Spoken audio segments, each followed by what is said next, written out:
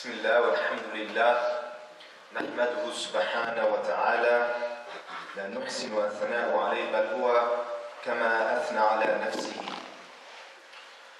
نحمده سبحانه وتعالى ونستعينه ونستغفره ونعوذ بالله من شرور أنفسنا ومن سيئات أعمالنا من يهدي الله فلا مضل له ومن يضلل فلا هادي له وأشهد أن لا إله إلا الله وحده لا شريك له وأشهد أن محمدا عبده ورسوله جاء بالهدى ودين الحق ليظهره على الدين كله ولو كره الكافرون ولو كره المشركون ولو كره من كره وبعد أوصيكم ونفسي بتقوى الله كما قال الله في كتابه العزيز بعد أعوذ بالله من الشيطان الرجيم يا أيها الذين آمنوا اتقوا الله حق تقاته ولا تموتن إلا وأنتم مسلمون.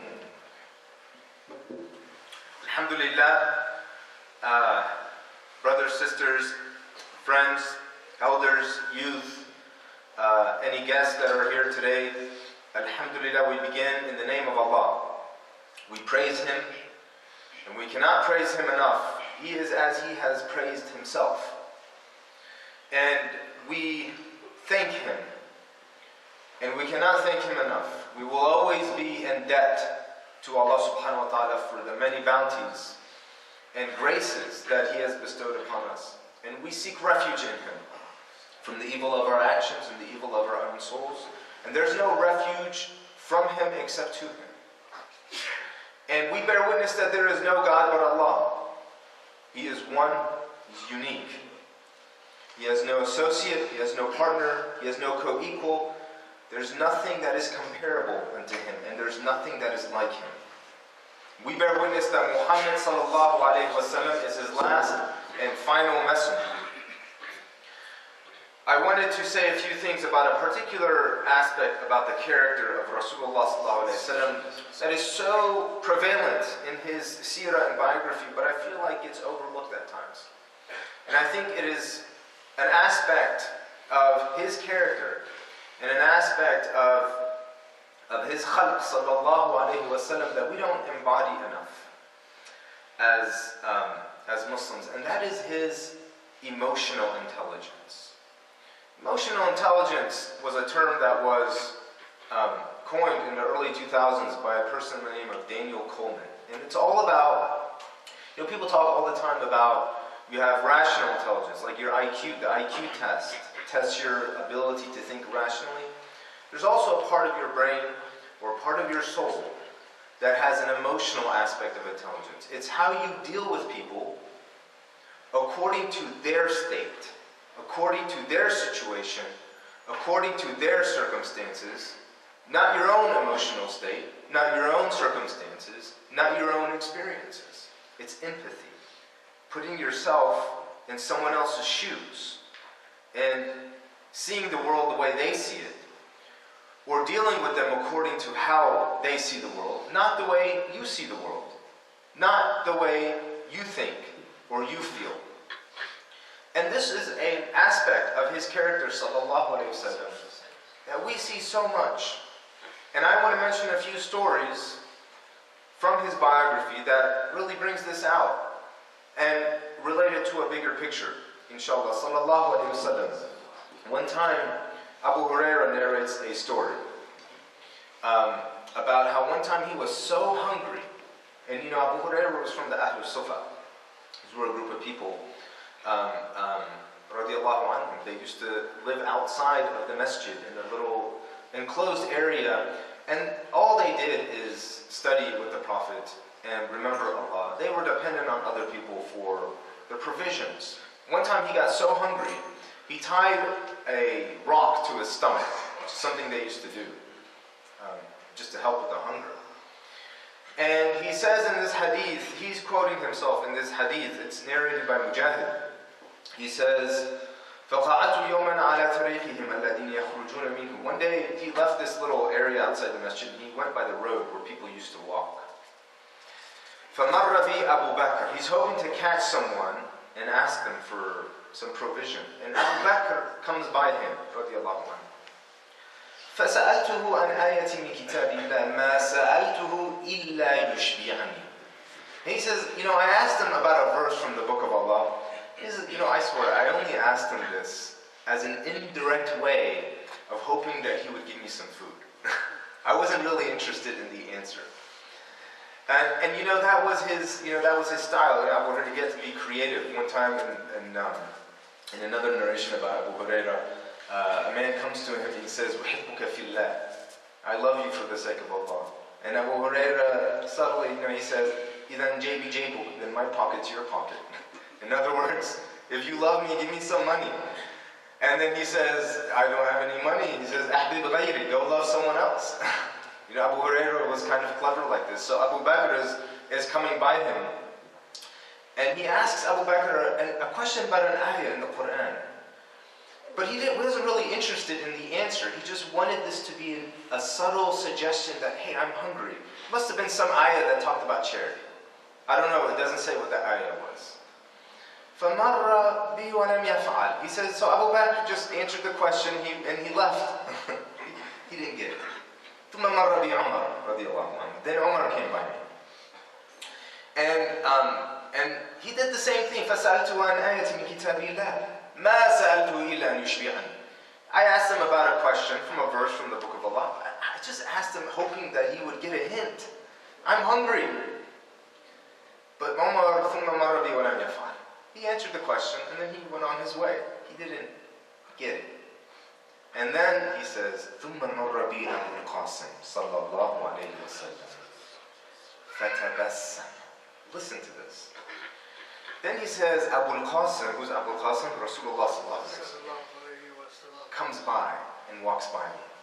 And the minute he sees me, فَتَبَسَّمَ حِينَ رَآنِي. The minute he sees me, he smiles. Look at that. You know what that is? That's emotional intelligence. That's situational awareness. وَعَرَفَ مَا فِي وَجْهِ. Then he says this, so interesting. He says he noticed what was on my face. You know how someone can, if they're hungry or they're angry or they're sad, there will be subtle changes in the crevices of their face, subtle movements of their eye. SubhanAllah, they study body language, and there's hundreds of thousands of micro changes in your face that happen when you're in different emotional states. And this is actually, to be able to detect this is called firasa.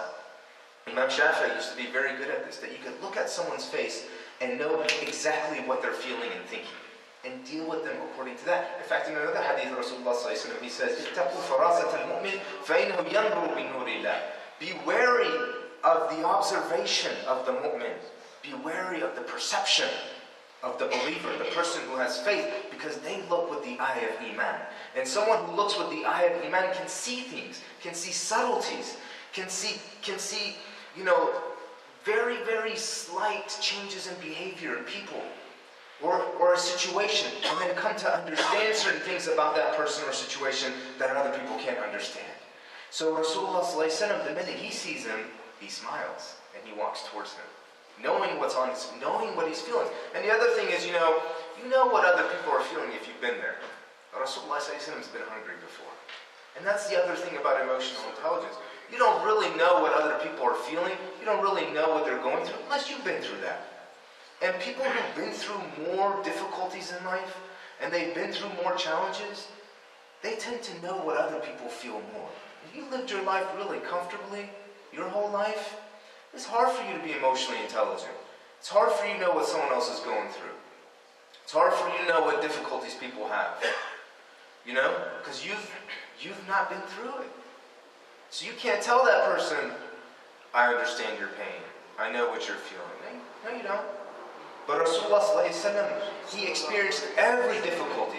He experienced every struggle that his fellow companions experienced. There wasn't a single thing that they went through that he didn't go through. In fact, his pain was even more. Azizun alayhi ma anittum. Allah subhanahu wa ta'ala says in the Quran, it's such a burden on him, the difficulties that you all face as a community. It's a burden on him. Subhanallah, sallallahu alayhi wa sallam. Just to summarize the end of the story, because I have more examples I want to get to, he tells Abu Hurairah to get up. and he follows him to his house. And Rasulullah gets permission to walk into his own house.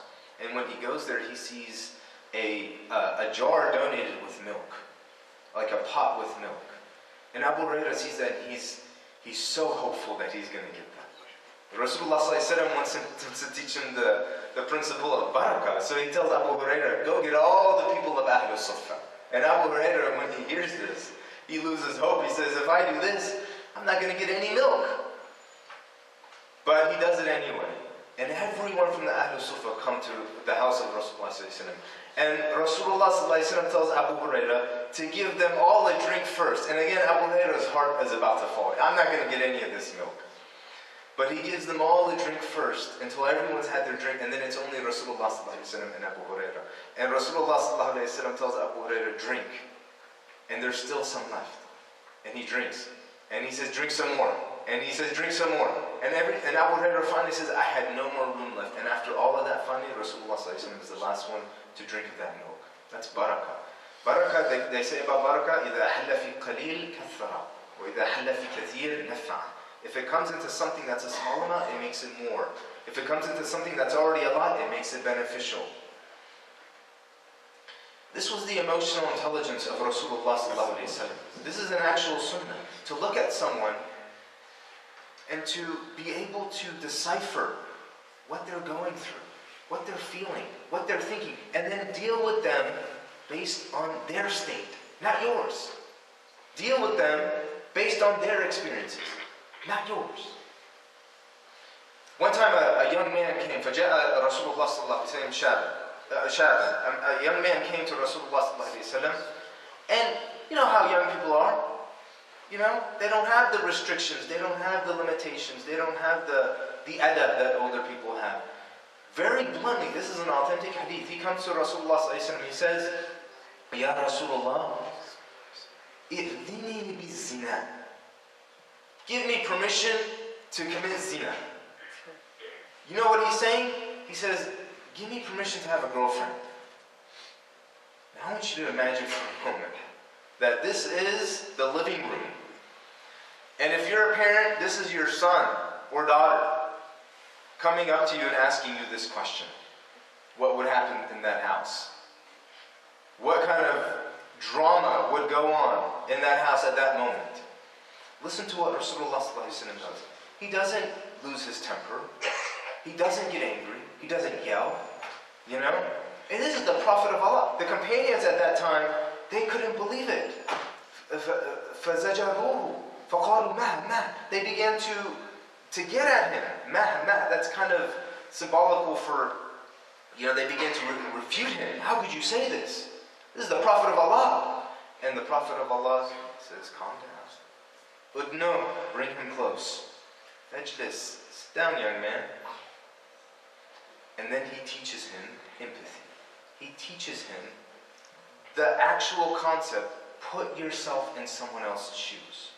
He says to this young man, أَتُحِبُّهُ لِأُمِّكَ. Would you like it that someone took your mom as a girlfriend? And he says, لا, والله Rasulullah sallallahu alaihi wasallam, he says, لا. فَجَعَلْنِي اللَّهُ فَدَاكَ. He says, may Allah make me your sacrifice, just to be, you know, formal with him. He says, no, I wouldn't like that. He says, وَلَا النَّاسُ يُحِبُّونَهُ لِأُمَّتِهِمْ. People don't like that for their mothers. أَتُحِبُّهُ لِابْنَتِكَ. Would you like that for your daughter? He says, no. He says, people don't like that for their daughters. أَتُحِبُّهُ أُخْتِكَ. Would you like that for your sister? He says, no. People wouldn't like that for their sisters either. Would you like that for your aunt? No. People wouldn't like that for their aunts either. And then Rasulullah puts his hand on his chest. And he says, Allahumma ghfir dhanbahu, wa tahir qalbahu, wa ahsin farjahu. He puts his hand on his chest. And he says, oh Allah, forgive his sin. Purify his heart. And give him moral chastity. And he says, after that, I never had a single inclination to commit fornication again. That is emotional intelligence. That is dealing with someone according to their situation. And so much of emotional intelligence, brothers and sisters, it's about having control over your own emotions and not just getting angry, not just losing your temper. You know? One time a Bedouin came by Rasulullah and Rasulullah was wearing a cloak around his neck, and he took this cloak and he yanked it off his neck. And he said, give me some of that money that Allah gave you. Can you imagine how disrespectful this is? And Rasulullah was walking with another man. He turned to him and he looked and he simply smiled. And he says, okay, give this man some of this money. One time a man asked him about some advice. He said, لا تغضب, don't get angry. فردد مرارا, he asked him again and again. He says, don't get angry. Subhanallah, when you're angry, you have no emotional intelligence. You know, when you're angry, shaitan runs through. Inna shaitan yajri min ibni Adam majra ad-dam. That's a hadith. Shaitan runs through you, through your circulatory system. You know what happens when you get angry? Your blood pressure rises. Well, if shaitan's running through you, through your circulatory system, he's going to run through you even more if your blood pressure is rising. And subhanAllah, you know, the advice, when you get angry, you should make wudu. Shaitan's from fire. Nothing puts out fire except the water. And that resets you. Having control over yourself, dealing with people in a manner that they need to be dealt with, not according to your own personal state. I'll just give you one more example. It's a beautiful story. Another Bedouin Arab, you know, these Bedouin Arabs, they weren't that sophisticated. They weren't that knowledgeable. They were very simple-minded people. One time, Rasulullah asks one of them, كيف تقول في الصلاة? What do you say in your prayer? And he says, أتشهد, I make shahada, وأسأل الله للجنة, and I ask Allah for paradise, وأعوذ به من النار, and I seek refuge in Him from hellfire.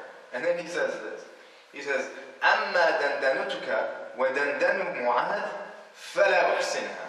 But your mumblings and the mumblings of Mu'adh bin Jabal was one of the people who used to teach Quran to the new Muslims. He said, all these various things that you say, all these complicated words, all these, to him they're just mumblings. You know? He says, I don't get it. I can't do it. But he says, I ask Allah for paradise and I seek refuge from hellfire. And Rasulullah he says, it's around these two things that we mumble anyway. You see, if he's going to make it more complicated than that, he knows the situation of this Bedouin. This Bedouin can't handle more than that. That's emotional intelligence. That is a real sunnah of Rasulullah. May Allah subhanahu wa ta'ala give us a better understanding of this. أقول قولي هذا وأستغفر الله فاستغفروه إنه كان غفارا.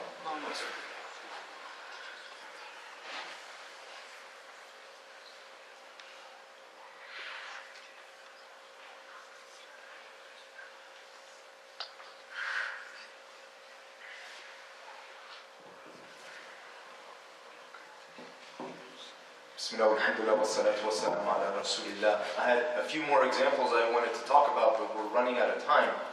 And I just want to mention how this is relevant to a bigger picture, because as Muslims in America, we live in a very diverse community. And one thing we need to understand about our communities is people come with all different types of experiences, all different types of histories. People come with all different types of sensitivities.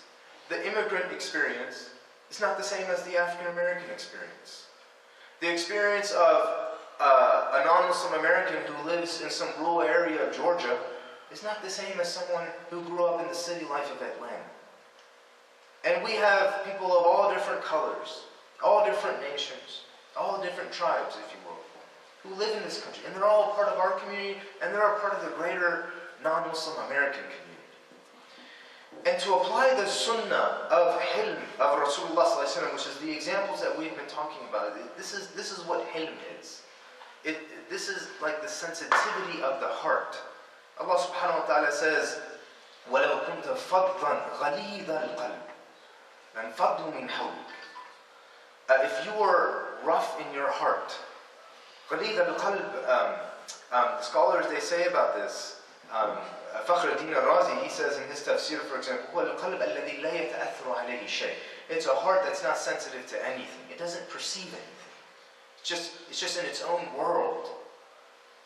Allah says if Rasulullah was like that, they would have all left.